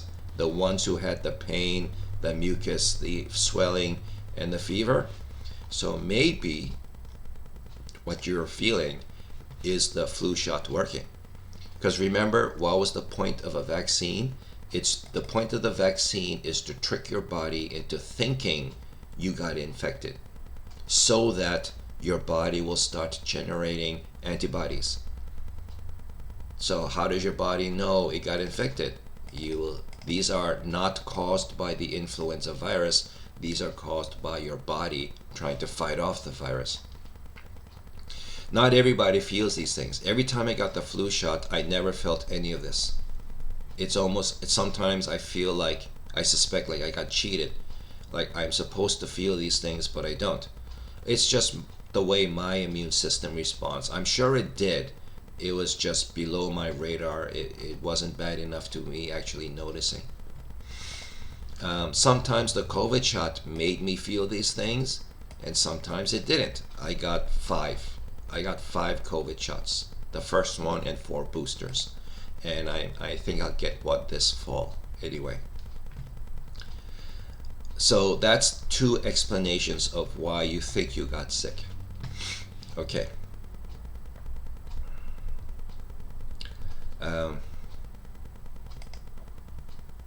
Speaking of the COVID vaccine, you've heard stories of people who got a serious side effect from the vaccine. And the main explanation is nothing in medicine is 100% guaranteed. Nothing, no treatment in medicine has 0 side effects. Everything in medicine has side effects. And some people, the side effects are severe. Name it, any therapy, from aspirin to a Band-Aid to a ride in the ambulance, they all have side effects. And in the speaking of the ride on the ambulance, sometimes people died because they rode on the ambulance. The ambulance got into a car accident. It rolled over and it caused patient deaths. Does that mean that we should make ambulances illegal because some people have died while riding on an ambulance? It means that sometimes an ambulance ride justifies the risk of getting into a car accident. And so we should keep driving ambulances, but we should drive it very, very carefully. It should be under supervision when possible, when practical. So the COVID vaccine, some people have died. Some people have died from the COVID vaccine. Now, according to the Vaccine Adverse Event Reporting System, and the last result I saw was in 2023, they saw that of the people who did die, those people already had serious heart disease before they got COVID. And so that is one explanation. How many people got the vaccine? Millions and millions of people got the vaccine. So even a 1% of million is still 10,000. So millions and millions, we're talking tens of thousands of people who died, because 1% of a billion is 10,000. So tens of thousands of people have died. Somewhere in there, I'm sure there were people who died because of severe unexpected events, even though they were not sick. These are just the reported facts. So here's another analogy. There are people who were killed on the street, on the sidewalk, by a car. They were walking on the sidewalk, and the sidewalks were there to prevent cars from hitting people, pedestrians. But there are sometimes a car accident veered off the road, entered the sidewalk, and killed somebody who was walking on the sidewalk. Does that mean that sidewalks are completely useless? That it's safer to walk in the middle of the street? And you may say, that's stupid, that is a horrible analogy. Of course everybody knows not to walk in the middle of the street. This is how, as obvious as staying on the sidewalk is for you, getting a vaccine against this dangerous virus is that obvious for people who know about these things. It's all about the bell curve. You know somebody who got the vaccine and got sick anyway. You know somebody who got the vaccine and died from the vaccine. Does that mean you are not here? Does that mean you are here? Or does that mean that since you are here, you should get the vaccine anyway? Here's a few slides of various well-known infections, just to let you know as an example. For those who are wondering, what's the difference between the common cold and the flu? Here's a slide for that. Treatments for it. Because the cold is so mild, it rarely ever leads to a serious infection, although sometimes it does. Especially people who are immunocompromised. Immunocompromised means their immune system is not working properly, and either because of a disease or a treatment. For example, the treatment for cancer, one of the treatments for cancer, chemotherapy, is to stop most cell division. What kinds of cells are supposed to be dividing a lot anyway? Well, skin cells, hair cells, and immune cells. How do you make more immune defenses? By stimulating cell division. But if you're taking a medication that limits cell division because you're trying to limit the growth of cancer cells, no wonder the immune cells are not dividing. No wonder you are especially, the people who get chemotherapy are especially vulnerable to infection. So for them, a simple cold infection can be a death sentence. Flu is a little more serious. It takes even ordinary healthy people and knocks them out of work for a day or two, and then it takes sick people. You don't have to wait for somebody to be immunocompromised. Somebody who is already very sick for other reasons, it can be life-threatening. So it could mean a trip to the hospital for people who are already sick. So I said that there are other kinds of pathogens other than bacteria and viruses, and here's a list of them. Here are some infections that have been in the news lately. And you've seen the word epidemic. You've seen the word pandemic by now. Before COVID, nobody outside of healthcare knew what a pandemic was. In fact, many people in healthcare didn't know what a pandemic was, but now everybody knows. A pandemic is an epidemic that spreads across international borders. An endemic, on the flip side, an endemic is a disease that is prevalent or present every year after year, in a small part of the population. It never seems to go away. It doesn't rise to epidemic proportions, but it never seems to go away either. It's always there, and it just kind of simmers at low levels throughout the population, decade after decade. The classic example I give for New York City is asthma. I mentioned asthma already in the allergy, under the allergy slide.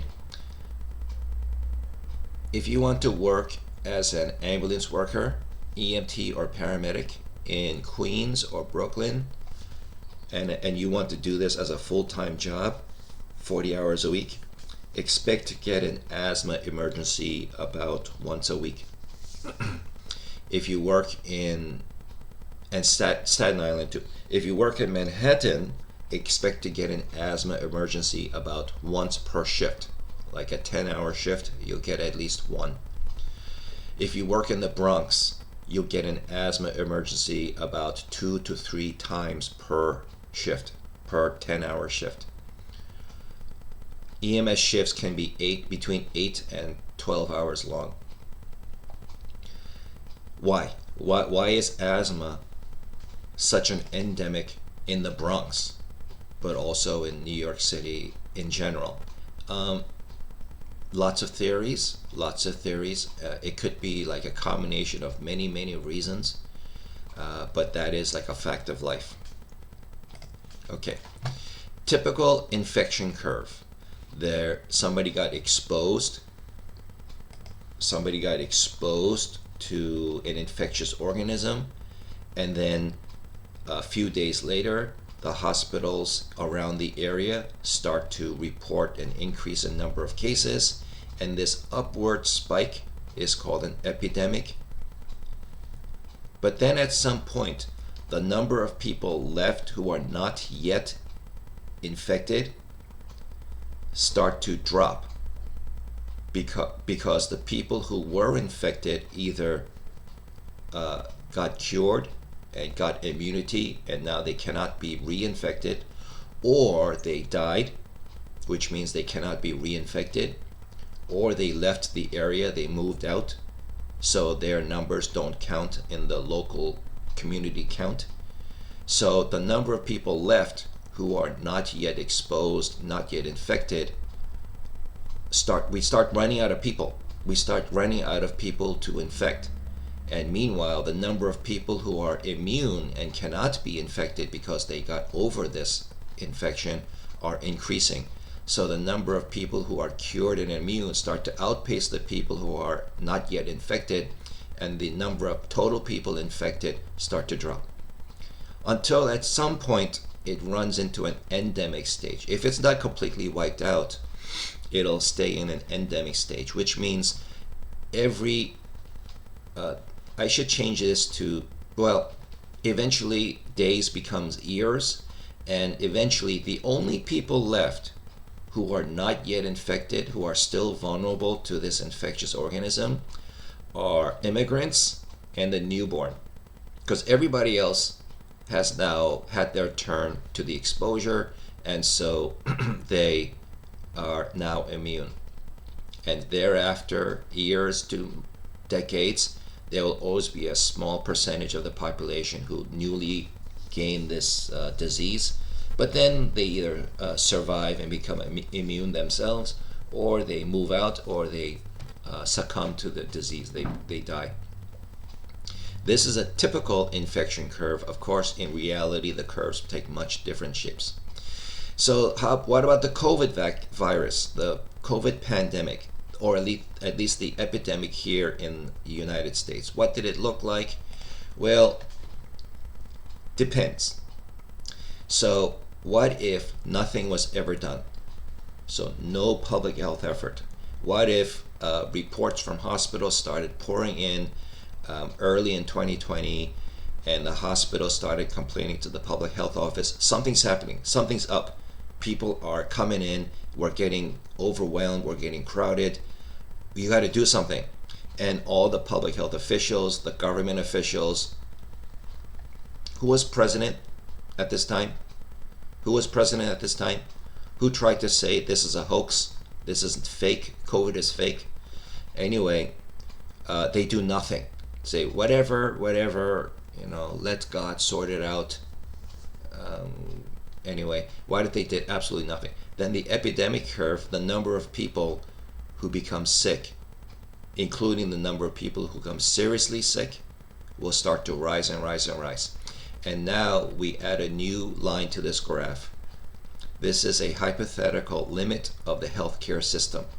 The total number of beds, the total number of ventilators, the total number of doctors, nurses, and ambulance workers.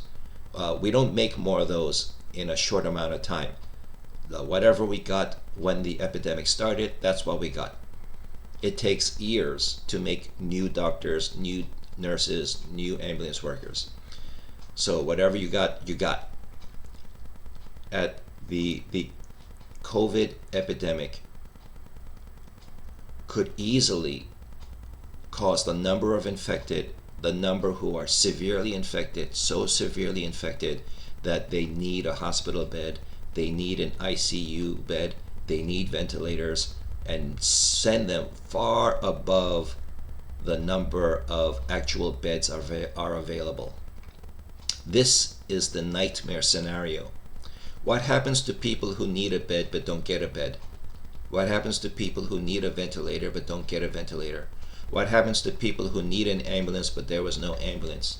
During the COVID pandemic here in New York, the ambulance call rates, the 911 call rates came up to 8,000 per day, 8,000 calls per day. Before COVID showed up, a typical heavy day, a typical day in the 911 system was 4,000 a day.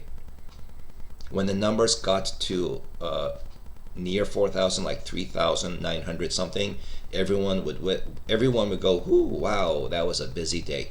But during COVID, it went double. So this is what happens if nothing is done. So what does this red area mean? Well, if you need a bed but you don't get a bed, what happens to you?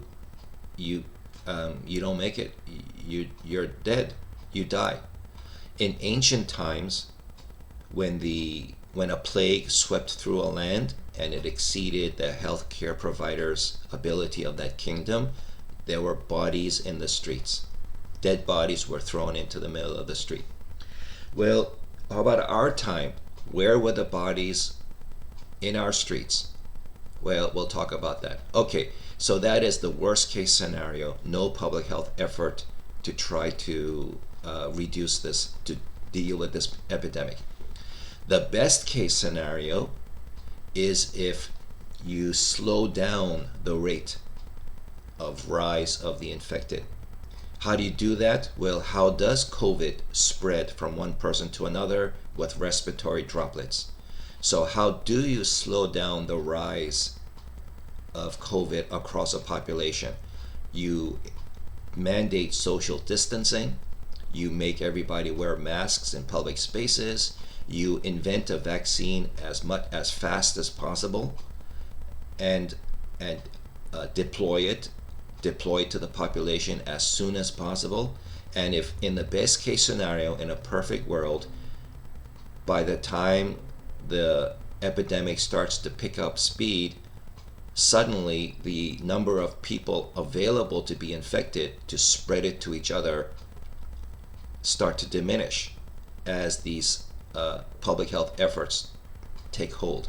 And the number of people who need a bed stays inside the total number of beds available.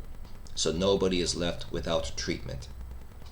Now, in a typical epidemic curve, it finally slows down as the number of people who are not yet infected and the number of people who died. The number of people who are not yet infected are become less than the number of people who were infected and became immune or were infected and died. So the total number of cases dropped. What about here? When you flatten the curve, which is what I was trying to get at, when you flatten the curve, you take this curve and you squish it down. That means then that the curve that should have been this low later stayed up, because all these people who are not yet infected because the virus hadn't reached them, they are walking around pretty much waiting to be infected. So the truth is that when a virus sweeps through a population, everybody's going to get exposed anyway. Everybody's going to be exposed eventually. The difference is that with this flattened curve, they are exposed later rather than sooner. If you allow all these people to be exposed sooner, then the rate will spike. But if you delay their exposure to some later time, then the graph will flatten. And that's what the phrase means, flatten the curve. Okay, worst case scenario, best case scenario. What happened in real life? There were no bodies in the streets because we're not that kind of a society. We don't allow disturbing images to be shown to the public. But there were people who needed a bed, didn't get a bed. There were people who needed a ventilator, didn't get a ventilator. There was a vaccine, but it showed up much later. And the vaccines, the first round vaccines that were provided were not perfect, were not that effective because it was rushed. They needed a vaccine soon. They needed a vaccine yesterday. So so many of the safety features that causes vaccines to take a long time to develop, those were skipped over. So the side effect rates and the effectiveness rates of the first vaccines were not that great. Anyway, so the epidemic curve did sweep up. Oh, and not only that, but many of the efforts to slow down the rate, like social distancing and mask wearing, were out and out rejected by large parts of the population. Many parts of the population refuse to shut down, to lock down. Many people refuse to wear a mask. They happily spit their saliva at each other because of their rights. They had a right to spit their saliva at each other, and so the virus spread. and there were death. So what happened to these bodies? Where do we put these bodies? Do you remember stories of refrigerator trucks parked outside of hospitals? That's where. Not only were the intensive care units and emergency room beds filled, but the morgue was also filled. There were stories of bodies being stored in the chapel or in the hallways because the morgues were filling up. So they had refrigerator trucks parked outside in order to hide it from the public and keep the bodies fresh so that they can be processed later when the resources finally got to them. And this is what happened to us. What do you do when the infection gets really, really bad? You go to the hospital. What do they do at the hospital? They give you an antibiotic or an antiviral or an antiparasitic. They figure out what you got, and then they give you the medication specific to that microbe. And yes, it's true when they say that an antibiotic will not work on viruses, an antiviral will not work on bacteria. They're not interchangeable. These are medications, and they are a tool. It's possible to use a tool incorrectly. If you use a hammer to try to fix a spring, it's not going to work. If you use a screwdriver like it's a hammer, it's not going to work. And the problem now is that this is a living organism. Some may say viruses are not living, but it's really gray, it's complicated. If you use a antimicrobial on an organism, the survivors will mutate. The antimicrobials, microbial. So this antibiotic is for bacteria, antiviral is for viruses. If you use an antimicrobial on a life form, it'll work for most of them. It'll kill most of them, but some will survive. Why? Because nothing is perfect, nothing is guaranteed, and nothing is 100%. So some will survive. But if you use it in the right way, the surviving percentage is really, really small. But if you use it in the wrong way, the surviving percentage is pretty high. And if the surviving percentage is high enough, then they will grow resistance. Resistance is when the targeted organism finds a way to make the antimicrobial not work anymore. That's resistance. This slideshow or this panel is an example of misused antibiotics. Imagine these are like microscope slides, and they took a sample from somebody who's sick, and just to oversimplify, a clear box is bacteria sensitive to an antibiotic. A gray box is a bacteria resistant to an antibiotic.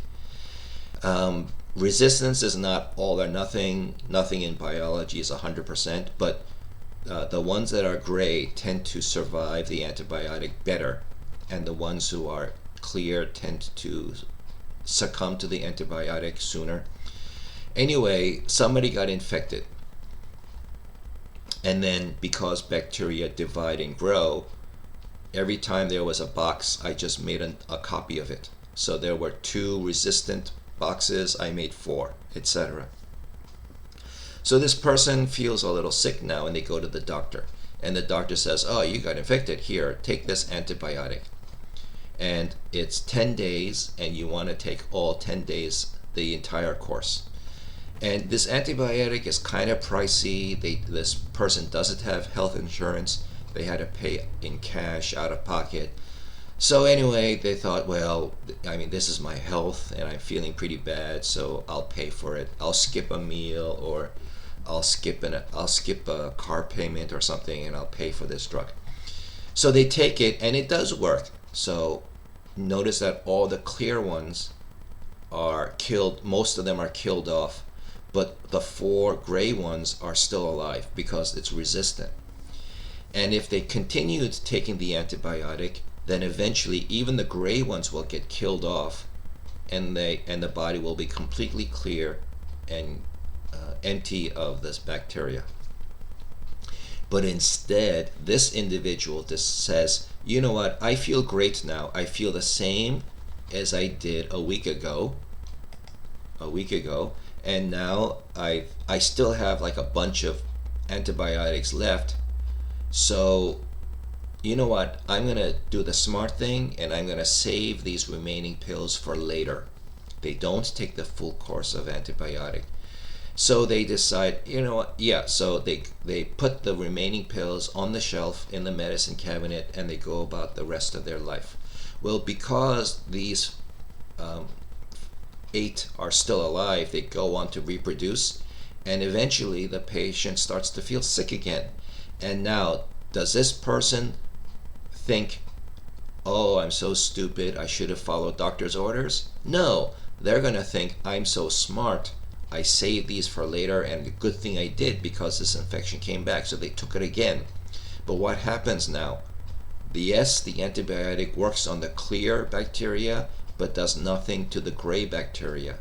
And they do this a few times until they finally use the last antibiotic, but now they see that it doesn't work anymore because the majority of the bacteria are resistant thanks to their behavior in not using the full course of antibiotic.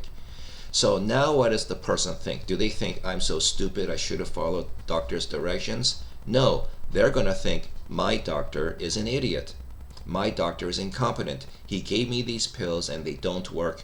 I am sick, I feel like crap. I'm going to go to another doctor because the first one obviously doesn't know what the hell he's doing. So he goes to another doctor, the doctor does some tests, and then the doctor tells the patient, your infection is from a drug-resistant strain of bacteria. The antibiotic you are given is no longer effective. I'm going to have to give you the second-line drug. The second-line drug is more expensive. It has more powerful side effects. It's going to make you feel worse, but you really need to take it, because if the bacteria mutates to be resistant to this one too, then we have no more antibiotic for this strain of bacteria. This is how antibiotic resistance grows.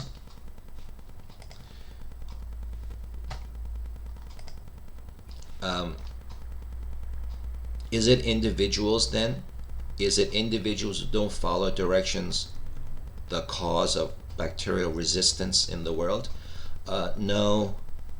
There are some people who do it on purpose, and they are farms, commercial farms, where animals, pigs, cows, sheep, chickens, other farm animals, they are in herds, and they are kept in herds in tight spaces, and in order to save money, these corporate farms jam them into tight, confined spaces, which almost guarantees that if one gets sick, they all get sick, and that hurts profits. So it's actually more profitable to put antibiotics in their food, even if they're not yet sick, because these antibiotics they use are cheap, or they get them on the cheap in bulk prices. But by misusing them, by giving them to all animals, even when they don't need them, it means that when an animal does get sick anyway, it guarantees that those microbes that cause the sickness, a bacteria or virus, is resistant to the antibiotic or the antiviral. So these factory farms are actually the ones generating the most bacterial resistance. And then these viruses and bacteria jump to humans, and then when that person goes to the doctor and complains, and then the doctor is shocked to find that none of the known drugs will fight this strain of the microbe. Um, there's another way that resistance is grown, which is that sometimes the healthcare provider doesn't use them properly and creates this effect anyway. And there are places in the world where people can buy antibiotics without a doctor's prescription, which means they're buying the wrong antibiotic for the wrong disease, and that also contributes to growing resistance. So today we have microbes that are MDR, multi-drug resistant. What happens if they get infected and the hospital realizes it? They're pretty much just put into the intensive care unit, a special quarantine lab, a quarantine ward, and they're just kept supportive therapy, which means they're provided with rest and warmth, food and liquids, and hope that the body can fight it off by itself, because we have no drug to fight it.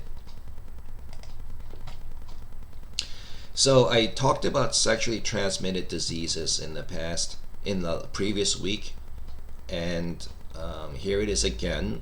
And I won't go into the details, but realize that it's transmitted by skin-to-skin contact. So a barrier device is your only hope. Barrier device is more reliable than trust. Barrier device is more effective than trusting your loved partner. And not only that, but there are antibiotic resistant sexually transmitted diseases going around the world, specifically gonorrhea and chlamydia. There are strains of antibiotic resistant gonorrhea and chlamydia working their way around the world as we speak. How do you avoid your risk? Well, use a condom. That's really it. That's pretty much it. And then avoid things that will cause you to make poor choices, such as not using a condom. And here's one example. I talked about this in class already. Here's a little more information. Incubation period. I forgot to mention that. What's an incubation period? The time from the first exposure to when you feel the symptoms. In this case, the patient felt symptoms and went to the hospital.